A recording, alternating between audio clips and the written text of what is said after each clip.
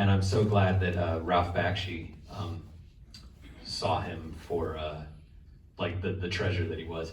I wanted to invite up a few people who wanted to speak. We had a handful of people. Muse, would you like to speak? Okay. We have Muse Small, who was his co-star in American Pop. She was Frankie in that clip.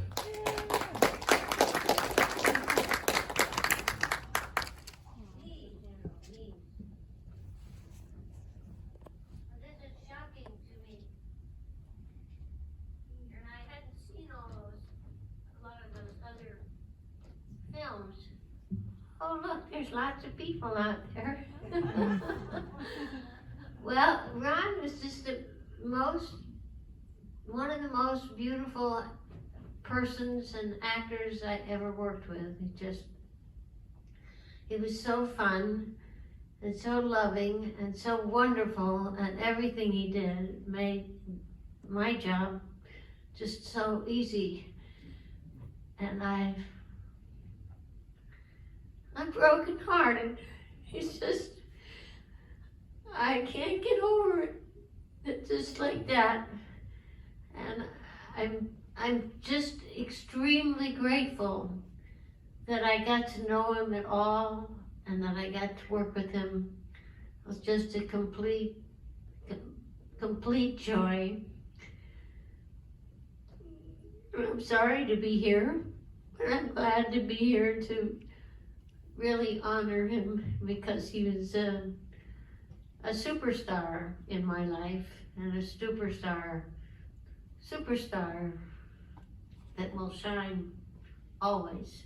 And I brought my nieces and nephews, my grandnieces and nephews, to see the film. They'd never seen it, and in their early 1920.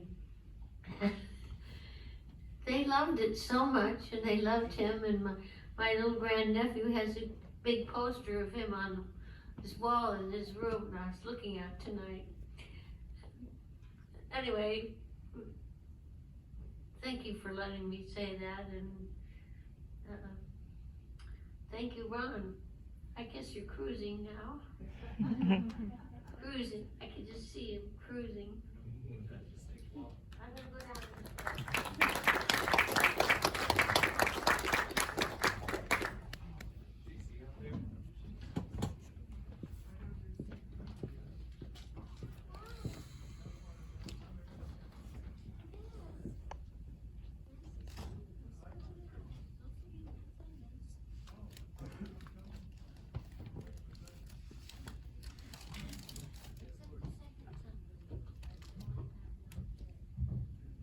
Everybody, anybody who's read the Cargo novel knows that I can be long-winded, so I promise to be brief.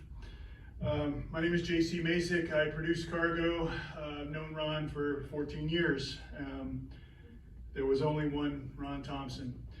I wanted to say that Ron really wanted to be known, not for ego, not for, insecurity, anything like that.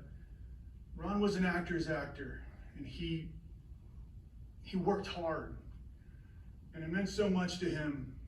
I still remember when everybody keeps telling this story, but when he realized that people knew American Pop, when people knew Ron Thompson, and he said, IMDb changed his life. And he really wanted people to see that hard work he put in, because he always did. I remember just before Cargo was filmed, he called me up and he said, JC, I finally got it. I finally got it, man. The way Ron could just inflect that voice. I finally got it, man. And I said, what's up, man? You okay? He said, I'm better than okay. I finally got it. Because, don't tell anybody, but up until now, I had no idea who the fuck I was playing. And I said, well, that's great, Ron. He said, yeah, I got it now. I know exactly who Anthony Peterson is, and I'm so happy. Last thing I want to say is thank you, Joe Black. In the last few years of Ron's life, you could not know Ron without hearing Joe Black's name, because Joe Black meant so much to him. You put him in film after film, and he referred to you as one of his dearest friends of all time, possibly his dearest friend in the last few years. And I can think of no better send-off for that great guy than a movie theater. A movie theater to say goodbye to Ron. And not only that, but to see his final completed film as we memorialize him. There's nothing better. And thank you, Ron. Thank you, Muse. Thank you, Ron Gates. Thank you, Rick Singer. Thank you, everybody, for coming. Thank you, James Dillon. I love you, man. Thank you so much, Joe Black.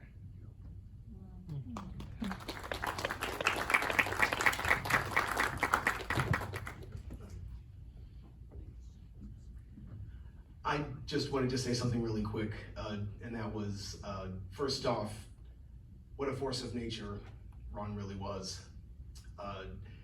He was very enlightening, a very enlightening person to know, and even more inspiring to work with and to watch do his work. He was so great at his craft.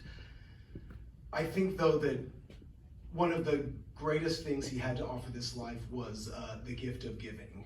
He was kind of a real-life adult Santa Claus to me, because he always gave gifts. He was a gift in so many different ways to so many different people. And, you know, not only did he work tremendously well with Joe, and he made connections with all of the cast and crew of these films. You know, he really cared about what their experience was, and he always made sure that they had the utmost that their film experience could be. You know, some people have never worked on film sets before, and he was the big name on the set, and it was a pleasure. I'm very humbled and grateful and privileged to have worked with him, and with Joe, of course. But rest in power, Ron. One day we will do our scene. I'm coming for you. Thank you. You know, it's a true story, Chris. Every single movie we made, starting with Jenna, he always said, there was always at least one actor, it wasn't always the same actor, but there was always at least one actor where he would say, you should have gotten Chris to do that instead, like every single time. Is there anyone else who wanted to, okay, yep, come on up. Okay, I'll be quick, but Chris inspired me to talk, actually, because we're here to celebrate Ron's life, and oh gosh, yeah, getting up here on the mic makes you want to cry. Thank you for that beautiful montage. This photo is mimicking the poster from Chicks Man, where Ron is holding his chest. And he has, Joey said he has a 13-minute monologue, is that correct? 14 minutes. It's several pages of dialogue, you know, monologue, and it's unforgettable for me. I mean, when I think of Ron, I now always see that. And like we all have shared already, like he's so compelling and powerful and draws you into this story about his life, and it really is just this pure moment of humanity. And so I just think it speaks to what everyone's saying, which is his talent and how he does live on with all of us now because of the work he's done in these films. And yeah, I think it was always really fun to be like, I'm in these movies with the guy from American Pop. Thank you, Joe, for making that happen. I did many scenes with it. I mean, I don't know how many scenes I've done with him now, but because of Joe, you know, he played my father in that one scene, and then there were several others, and there's a scene in the car with him, and a lot of dialogue, and it was just a pure joy. Memories that'll be with me forever. So thank you for being here and for celebrating his life with us. Thanks. Well, Christina, you're even in that Stitches scene, the black and white scene where he says he has super blood. I noticed it every time. That was my apartment, and I had Christina's headshot on my refrigerator, and she's like on his shoulder like a kazoo or something like that. You know, I notice it every time. So, is there? Would you like to? Oh, yeah, thank you.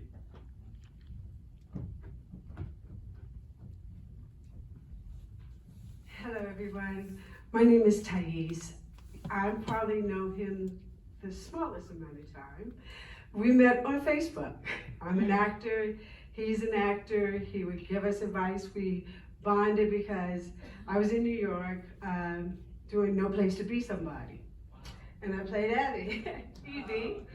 And this was a while ago when I did that. But then when we started bonding, we started talking. He was like, you know, I originated, you know how he talked. And so that was a fun conversation we had. And then we ended up meeting each other at a couple of events because, you know, as actors, we're like, yeah, I know you from blah, blah, blah. So, but he was always, I just have to say for me and I know Jacqueline and a couple of us, we would listen to his stories when he would come on Facebook and tell his stories, or he would talk and we would talk back to each other and Instagram each other or DM. And he was just such a wonderful soul, and he gave his spirit and he gave us wisdom, which a lot of actors that don't want to give us or talk to us about it. Not that I'm that young, but still, he was a blessing and a wonderful spirit, and we're going to miss him a lot. His presence that kept us. Oh, what's Ron saying today, or what's his live thing today? Probably something about Hillary Clinton. Huh? Probably something about Hillary Clinton. Right, but anyway, so thank you for doing this, and I was compelled to come out and make sure that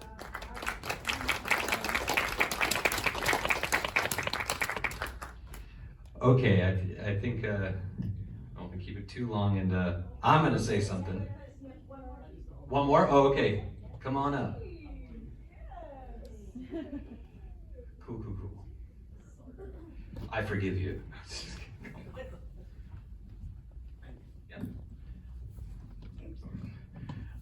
Good evening. I'm Arthur French III. I'm actually a playwright, and yeah, I knew Ron actually through Facebook, probably more than everyone here. But he was very close with Marjorie Elliott, who was in the original cast of No Place. If you catch it on YouTube, that's compelling, his scene, where he plays the drums. You know, he really was, he was a good guy, and then they actually reunited on Facebook because he was close to Marge's children. One of the things he did privately was, I used to love his wisdom and his conversations, but he'd always talk about his tragedies on Facebook, very open. And the love of his life now in Summerfield, I mean, that used to get me, how he would always bring her up. The other thing is, he got, you know, I believe he got everyone through COVID with his commentaries and his full of, I'm not gonna say the word, but I mean, after a while, he would keep me laughing. And I just thought, oh my God, what's Ron gonna say today, you know? But one thing I did wanna say is that a few years ago, I had wrote a play called Nocturnal Emissions. And needless to say, I'm New York, I know everybody. In LA, I do not know a lot of white actors, funny enough. And the two I didn't know were like, I can't do it. So I put out a call to everybody, can you do it, can you do it? And so Ron all of a sudden said to me, DM, I can do it. But the thing was, Ron really wasn't right for it. So then it's like, I'm wafting. Then my father was like, well, if he can do it, let him do it. And then I spoke to Marjorie Elliott, who had worked with him very closely. He was like, Ronnie can do it. Ronnie can do it. So he ended up doing it, and he, you know, and he just killed it. He brought a whole dimension to that character that I didn't see. And it taught me a lesson, and it taught me something not to prejudge. But, you know, I just wanted to really say, you know, Ron, we miss you, I love you. I keep thinking you're going to say something about this election. and it's like, I'm gonna figure it out, what you're gonna say. But, you know, he left a great legacy, and thank you, Joe, for having this, because, and again, to piggyback everyone, he always talked about you, my friend Joe, and I'm like, who is Joe? Everything, but thank you so much, and God bless you, Ron, thanks. Don't worry about the election. He'll still find a way to vote Democrat. I promise he will. That's on the list. You know, it's so funny, those COVID videos, you know, you just reminded me of, at first he was recording them on his phone, and he called me one day, he's like, I'm out of storage on my phone, I don't know how to delete them, and I was like, well, it's Facebook, you could just do Facebook Live, and he was like, what is that? And so I'm sorry for that information. Yeah, Ron, I've known Ron I met him 10 years ago. I'll little prologue to it. My parents rented Star Trek, I believe it was First Contact, and there was a preview on it for American Pop, which was getting its home video release. And I saw Ron, you know, with his pizza man, that scene that was in the middle there, the whole sequence, like the way that he moved, the way he spoke, the way he flipped out those lyrics, and then, you know, kicked over the thing, and the way he even like did that little walk, it changed my life, like that trailer. When it came out, I insisted we get it, and you know, back in the days of tapes, I wore the tape out, you know. When I moved out here, I'd been out here for about a year, and they did, Justin, who spoke earlier, he threw a screening of American Pop at the Egyptian, and I saw Ron in the lobby, and I went up to him and said, hey, are you Ron Thompson? And he was like, how do you recognize me when I'm not a cartoon? And I'm like, because I give a shit, you know. And he ended up inviting me to sit with him and Muse, and with William Finley's wife as well. And it was like kind of my first like starstruck moment, you know what I mean? I had already met, like being out here, I worked at ArcLight, so I'd already met, you know, Tarantino and Nolan and all these people, but it's like, okay, cool, that's very cool. But like getting to sit with Pete from American Pop was like almost too much for me, you know what I mean? And I got home that night and he had friend requested me on Facebook. And I spoke to my friend and producing partner, my best friend Joe O'Neill, who's here tonight. We were getting ready to make a Western, and I said, I think that I could write something for this guy. I think he might actually do it. Because we were trying to break into like getting, you know, like name actors, like actual veteran talent in our films instead of just doing our DIY with friends. And I wrote the script, and a couple months went by, and Joe was bugging me about like, hey, when are you gonna reach out to Ron? I mean, we're gonna be shooting soon enough, and like, you know, you should probably let him know. And I was too nervous. And the day that I decided to do it, that day, Ron messaged me for the first time ever and said, for some reason you're on my mind today. How are things? It's funny you ask.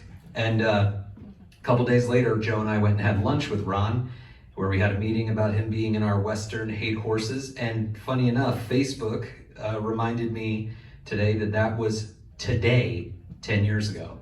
Wow. Yeah, this exact day when he agreed to be in Hate Horses. And, Ron has a very particular lyricism to how he is as a person, let alone to how he is as an actor. And that really makes sense to me. Anyone who's worked with me or knows me well enough knows that the more eccentric, the more I latch onto it and try to mine from it. And I mean, God, Ron is like a bottomless pit of gold in that sense. We really did hit it off. And what was interesting was he was surprisingly the nicest guy, very agreeable, willing to do things, but he was also difficult. It was really interesting. He would snap about the craziest things. I remember at one point I said to him, I think your character should wear a pink shirt. And he was like, no, no, I'm the bad guy. Bad guys don't wear pink shirts, And, but there was something about it that I understood where that was coming from. It was coming from a lifetime of not being seen. And, he was like a fucking brilliant actor and a incredibly generous man. And for that to go unseen for half a century, yeah, of course you're gonna snap at some 20-something who wants to put you in a pink shirt. But I'm proud to say that, 4 years later, when I told Ron, hey, you're gonna do this scene and you're gonna have no shirt on the whole time. And he was like, all right. And I was like, man, we've really had an arc here, man. You know, JC telling his story about Ron, you know, calling him up saying, I got it, I finally got it. That was every movie that he and I did together. Like every time I give him a script, I'd be like, what do you think? He was like, I like it. I don't know if I'm feeling it, but you know, it's for you and I like you, so sure. But then like by the time he's like, oh man, I got it. I know it now. Like I figured it out. I do think that Chicks Man, the scene that Christina was talking about, the scene where Ron doesn't have a shirt on, I tell people that that's like kind of the pinnacle of my company. It's so far, my film career, is that scene. It's a 27-minute long sequence and Ron has a 14-minute monologue in it. And I mean, we shot it in one take. We broke it up into 3 sections, but each section we shot as one take. And Ron just fucking rapid fire, you know, and I couldn't keep the camera away from his face. I was camera operating on that, and I just could not. His face there was just so much in it. There was so much perseverance in his face, is the best way to put it, I think.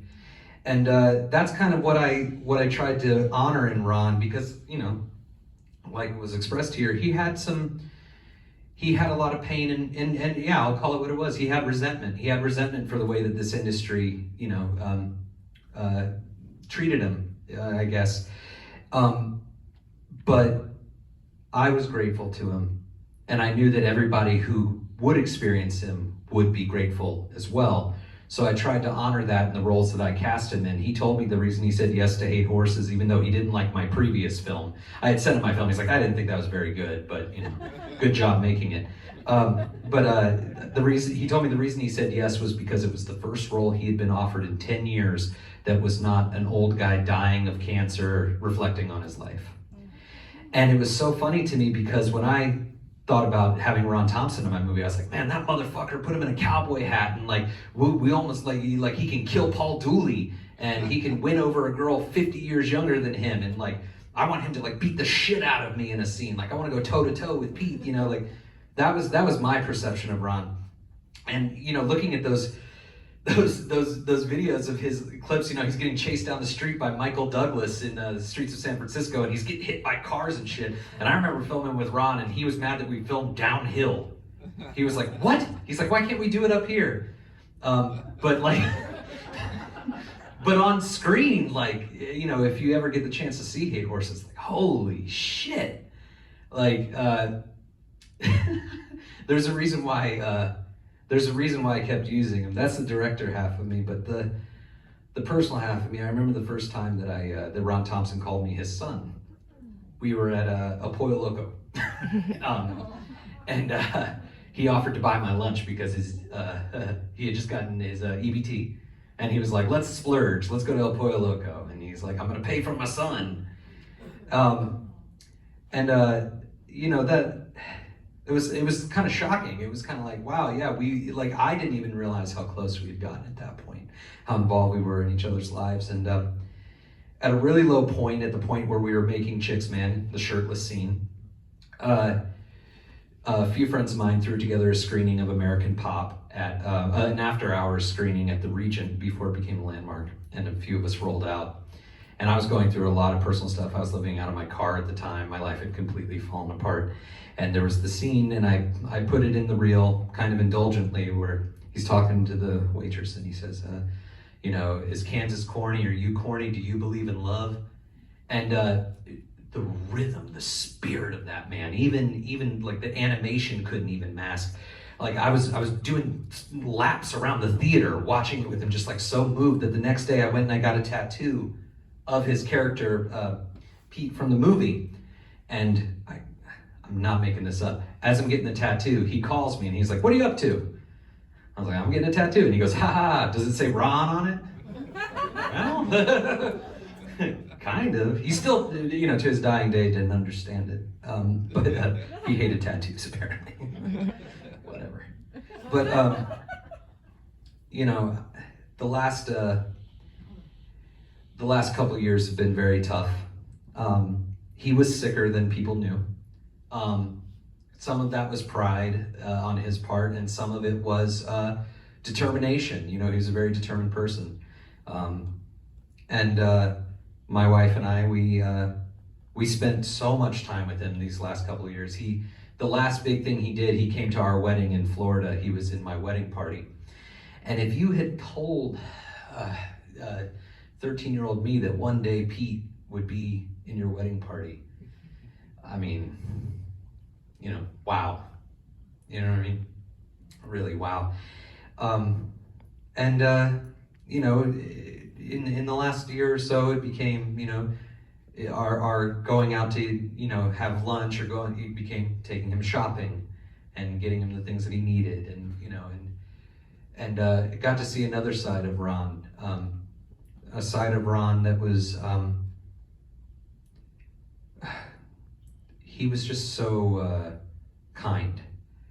The last time we got a chance to really like hang out proper, where it wasn't like we're gonna run an errand together or do something together, he came over for dinner with my wife and I. He was supposed to have lunch with somebody else, but my wife and I had invited him over for dinner, and he canceled that lunch. Sorry if that person's here, I don't know who it was, but he canceled the lunch so he could come to dinner.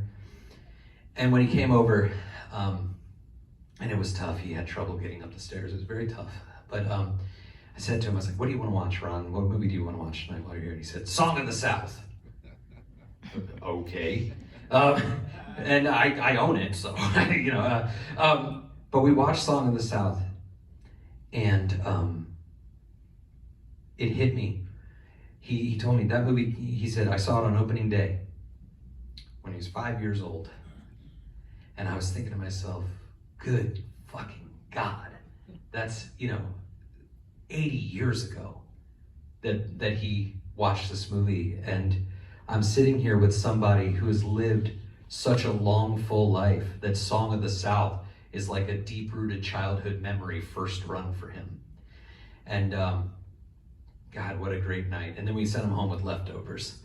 My wife and I, whenever we make soup or her infamous like turkey taco bowls, we always save some to bring over to Ron the next day. And for the last 2 weeks, we've made it a couple times, and it's been weird.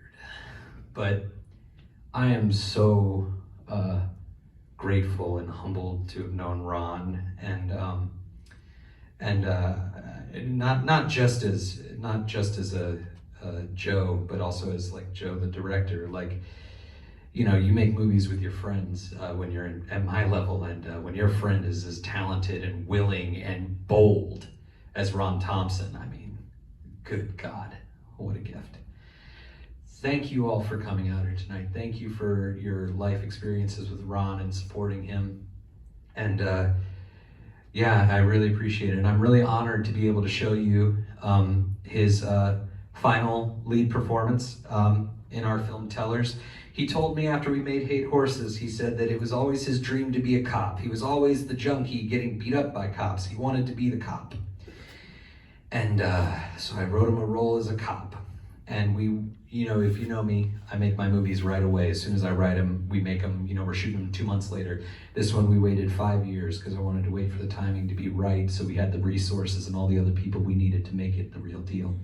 And we shot it in 2019, and you're gonna be the first audience to see the completed film tonight, and I wanna thank a bunch of people for that, and I wanna thank Josh Chiara for helping us get it across the finish line for this. I wanna thank Vincent and Christina and Joe and everyone else who's here, Chris, everyone who was involved in getting that movie across the finish line. And it's a really kind of incredible performance, and I hope you get to stay for it. If not, hope we get to see it soon. So we're gonna take like a 5-minute break here to, use the restroom, get some snacks or whatever, and then we're gonna start the movie up. And if you could stick around, that'd be great. Hope to see you afterward. Thank you, everybody. Thank you. See you around.